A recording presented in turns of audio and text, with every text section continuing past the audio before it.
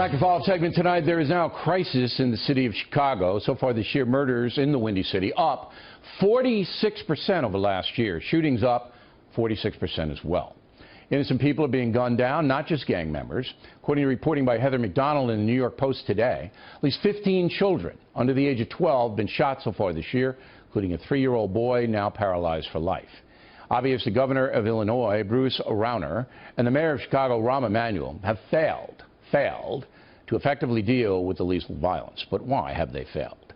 Joining us from Chicago, Enoch Mohammed, co-founder of Hip Hop Detox, group that works with at-risk youth in Chicago.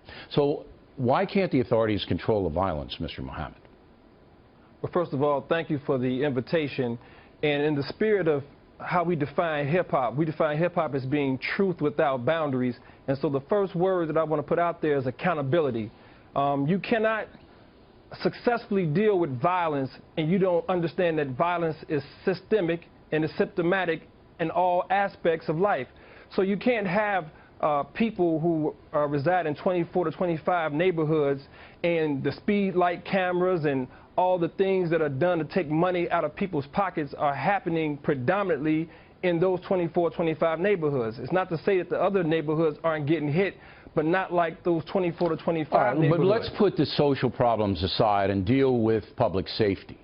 Surely you want the poor people of Chicago to be protected. Surely you want that. All right, we all want that. The governor and the mayor cannot protect them. Why? Well, you have to have accountability, which starts with looking at those who are doing the work. However, the funding, the investment. But all of that, you've got to get more micro into it. There's a problem on the streets. You're talking about block by block and porch to porch type work where you're dealing with people on the ground. And what I'm saying is that the on the ground work is being done. However, when you have $461 million in TIF funding that gets put into tourism and gets put into areas that are already affluent, and you continue to starve those neighborhoods that need that type of funding because this is taxpayer dollars. I don't know if funding is going to help. That's part of the problem. I don't think funding is going to help reduce violence when the violence is generated by street gangs who sell narcotics. So, well, I mean, what are you going to do, bribe them not to kill each other?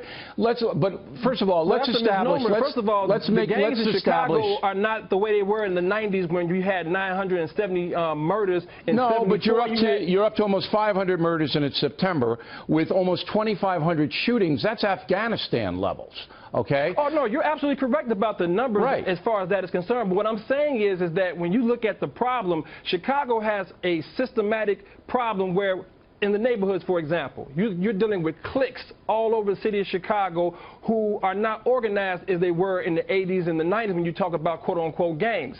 So when you deal with, well, the problem is gangs, the problem is shooting, yes, you have conflicts within the neighborhoods. You have a lot of different social, psychological, a lot of trauma, a lot of pain that's in those particular neighborhoods. However, when you don't deal with the fact that not only do you have rogue cops that are supplying drugs and guns, when you don't deal with the fact that these drugs come on trucks and trains and boats and planes and these young guys on the street. All right, but again, you're going macro, and this is a public safety issue that needs to be dealt with immediately.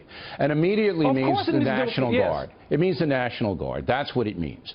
If the National Guard were put into the neighborhoods, all of these shootings would stop because the National Guard would be on the street.